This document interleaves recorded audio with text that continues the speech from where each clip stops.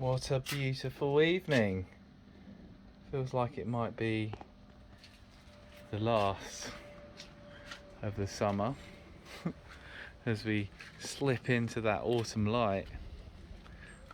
It's been a really busy couple of weeks. We're so enthralled by the amazing attendance at Rebel Farmer Tipu. We had to take it down today. It's been an amazing summer. We've had some amazing guests and everyone's absolutely loved it. It's become, some people have come back for the third time, and it really feels like we've created something very special here, and we're really excited to think about even improving on this next year.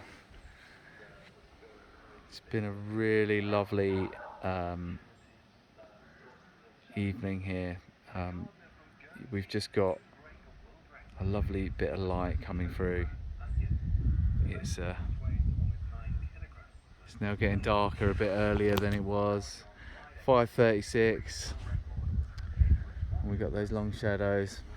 But yeah, let's go and have a quick look in this tunnel. This has been a disappointment for me this year. Caterpillar tunnel. I put plastic. I put Mypex down to help me with the weeds last year, and I didn't really feed the soil over the year. So I just wanted to really test what was possible. But unfortunately, we've had like pretty bad run of tomatoes this year, especially in the middle of the tunnel. They've done quite well at this end. We got the few last hangers on. We've been cutting the main tips off off all the plants now. There's been some blight around, and so yeah, a lot of these tomatoes are now failing. We've done very well in the other tunnels, but these tunnels this tunnel in particular it seems to have a problem holding onto the moisture down here, and it's just not got enough nutrient. So we are planning to move this tunnel. We'll put it onto fresh ground next year, and we'll turn this into hopefully it's there's no weeds under this Mypex now, and we can just get started with the idea of turning this into some more permanent raised bed, market garden beds. We've had some really good squash this year. I think last year was just so good, it's really hard to appreciate this year. We're still getting some amazing stuff through this late in the year, and it's really good to see this time. We'll be picking these squash again tomorrow. It's going to be another sort of 15-20 kilos by the looks of it this week. Really nice to see the sun there looking southwest here. When the sun goes down in the corner of the field there, we know that the season is over here, and as we move across here to summer solstice, somewhere around this location, the winter solstice, then we really we really get some beautiful sunsets here, and then it comes back here, and actually you can see the sun's going to go behind that tree any moment now. So we don't see any of the sunsets during the summer except these sort of glimmers of glowing light coming through the trees here. The teepee is down. We got it down. We did it in a real hurry, and there was a little bit of rain around lunchtime. I was just trying to get it down when it's nice and bone dry, because it just feels like the temperature is going to be and the humidity is going to be really different over the next few days. Going into the main tunnel, we've had we've just about kept on top of it. It's been helping with our glampers at this end here, and we've had lots of gatherings around this amazing table this summer. So we've got a few raised beds here which we've been starting to really become quite productive in their sort of diversity. We sort of invite guests to take their own tomatoes, edible nasturtiums. These are seeds for the lettuce. It's really nice to grow in the polytunnel for seed. Now this is looking alright still. There's not much blight left in here. I've been cutting back quite hard. We've got this amazing growth of Hawakatai. It's about knee deep here with the marigolds underneath. And the tomatoes are really coming off quite thick and fast now. But yeah, we have got touches of blight. I think I could probably show you. We're letting some of the Hawakai go up to flower because, yeah, we need some more seeds for next year. But this stuff we've been cutting back and bushing out. It's been going up to restaurants like Cole in London, and it's widely used throughout my through my clientele. Absolutely love it. Zach's Kombucha got an amazing. Oh, the smell just walking through there. They've made an amazing kombucha with it. Oh, shiso here, such a beautiful plant, somewhere between nettle and mint, and this amazing purpleness underneath. It's a Japanese delicacy. It's very unique. Amaranth is ever all over the place. Here, look at this. We got the amaranth and the coriander here with the marigold and the basil. And there's the blight. It's coming in, but we're keeping things cut back, and it will be a few weeks left of these tomatoes. Not as good a season as last year, but we're getting there. Wow, we put in some late chains of beetroot down here. You can see the chains quite exposed. Probably didn't cultivate till the ground deep enough here, but we'll see if we can get some baby beets out of these beds at the end of the year. This was wheat up until July. We've got quite a few winter squash, but mainly courgettes just pushing through on the outside here. And the hugel bed has been as productive as ever, and is now absolutely full of beautiful winter squash. I think if we look down in here, we've got the lovely Jack B. Littles, and an absolute favourite, the red curry here. But there are some monsters weighing up to about 15 to 20 kilos. I think we might have a 20 kilos in there somewhere. But yeah, we've been hoeing out the weeds. My favourite weapon at the moment, really, for the last few years, has been this Dutch swivel hoe. It's done so much work here. It's just so great to get between lines of beets like this, weeding out, giving them a little chance. This foraging hedge is doing really well. You can see the rose hips and everything coming through there. I put this hedge in now 5 years ago. It's done really well. It split the plot up from the main field and created this lovely shelter belt for biodiversity to take hold, and we can forage from it too. It's starting to put out some lovely rose hips, and soon we should see sloe berries and hazelnuts in there. But yeah, just moving on to the main plot here. We are really going quite natural farming this year. Been keeping it very minimal input. We've been letting a lot of weeds proliferate and keeping it really simple. We use the nets on the brassicas to, stop the pigeons and the white butterflies, although I can see them flying in there now. They always get in there. This is our lovely kale bed here. It's going to be really good for us going into the winter months. We've got some amazing chicories here. This guy's really going off, and we're letting a lot of seeds come to happen with the lettuce here and some more Hawakai. This bed has been so amazing. We've had, there's comfrey there. There's a bit of a comfrey patch here amongst this bed.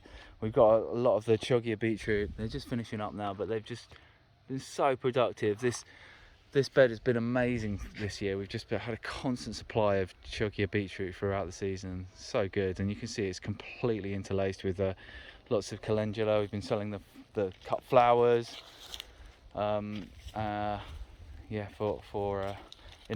You see them in our microgreens boxes, and you will have seen them in the restaurants around Kent. We've got some lovely yellow chard and red chard beyond.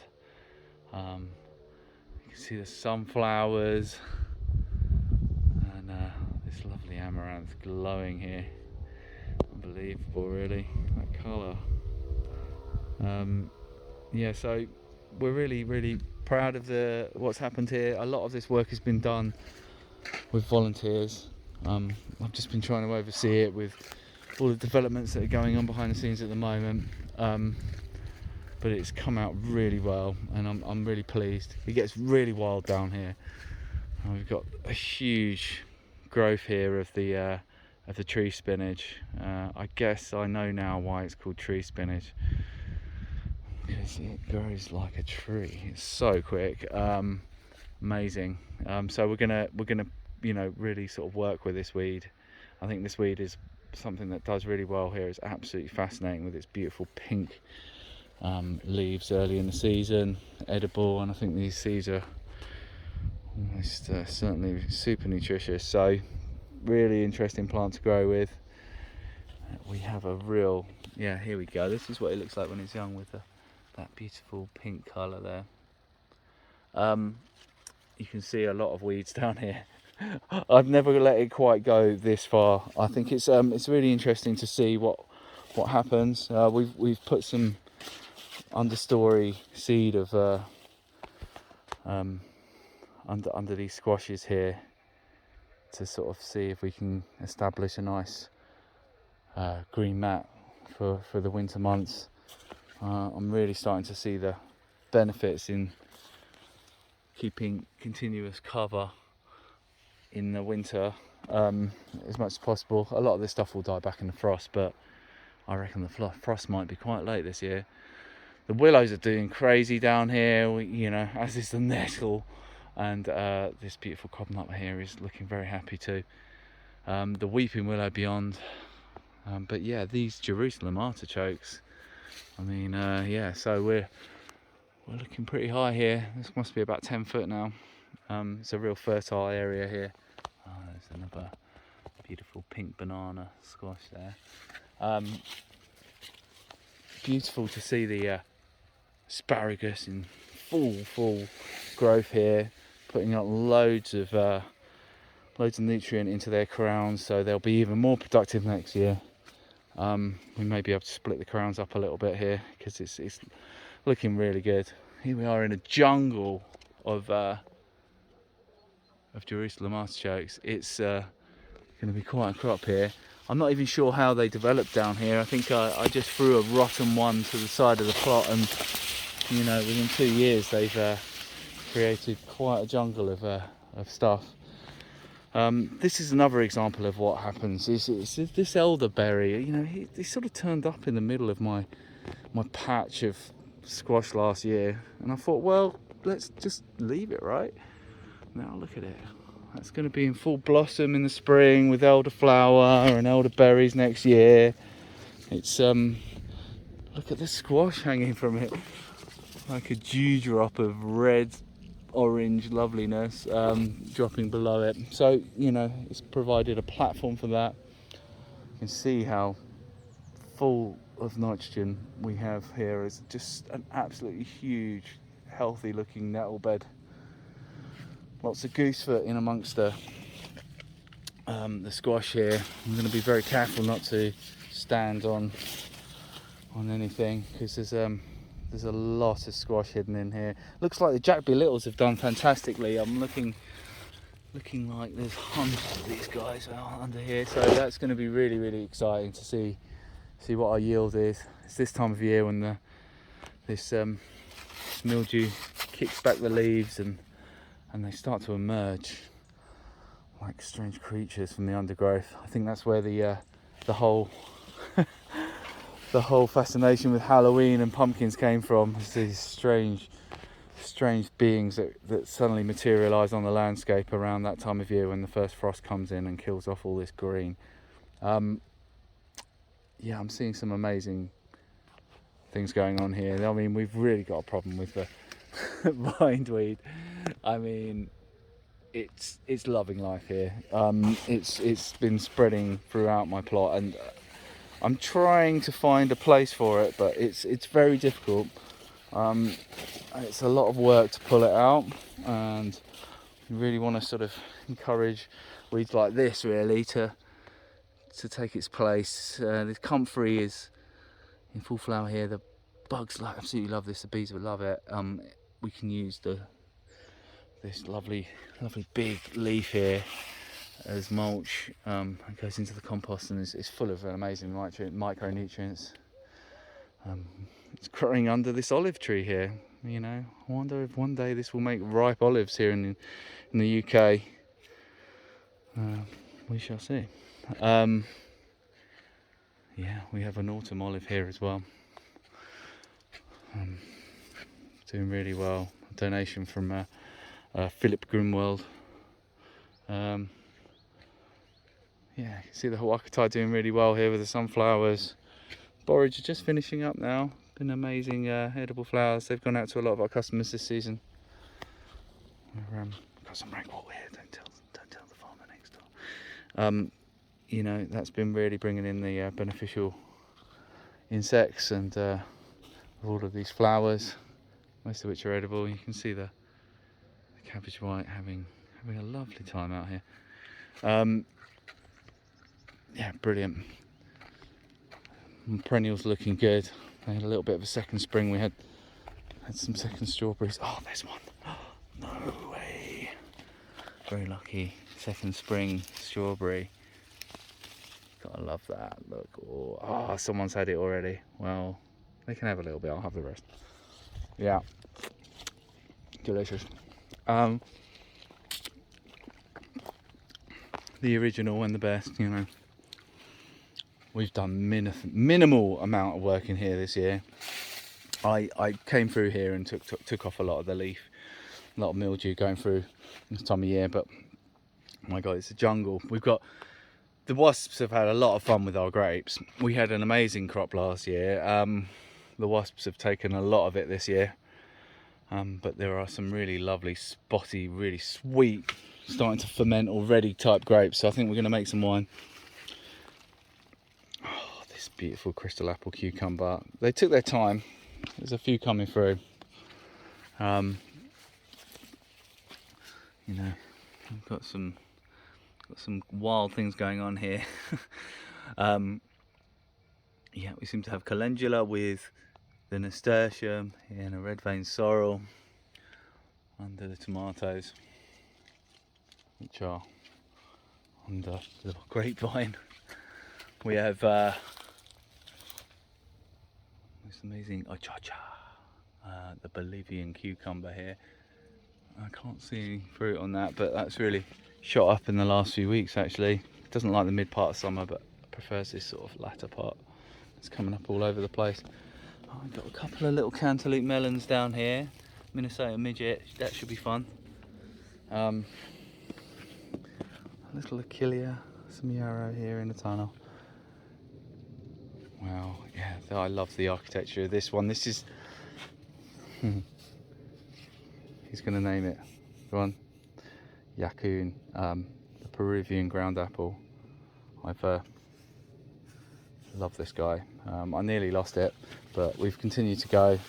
We lost a lot of the crowns from this a few years ago, so I'm leaving this one to crown.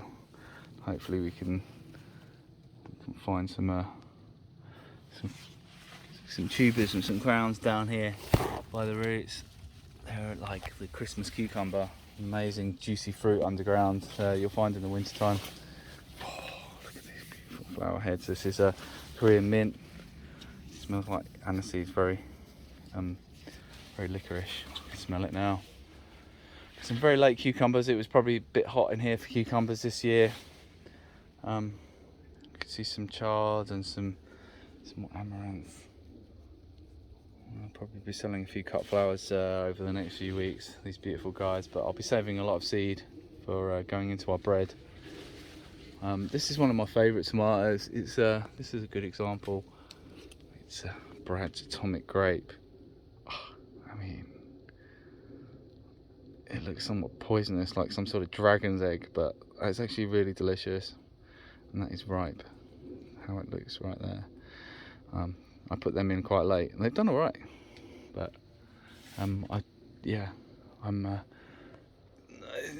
there's enough on there for me. I think in a good year would be great. But yeah, look at that, really beautiful. Got dahlias growing in amongst our cucumbers here. Some more of the chocha. See if we can find one. They're a very strange looking fruit. I really can't see them, but they'll be around shortly. Oh, this is the thing that I want to get going. It's the old bread oven. She's not been used for nearly a year now. I really want this to become a focal point for what we're doing here. It's where we can get to put all of these lovely ingredients on some local sourdough bases, pizzas, bread. The local wheat system is broken. We need to find a new way, and I think we're sort of developing possibilities by exchanging knowledge locally, and I really hope that we get some of this beautiful Honest Miller wheat milled up, and we can start doing some really good events here around the heritage of wheat. It's really good to see this area sort of all tidied up now, ready for the winter. A lot of the plants will be going into these reclaimed greenhouses here as it cools down. They're all ready to go now. So I'll just take you through here. We've got some beautiful nasturtiums, calendula, Peruvian black mint, rhubarb,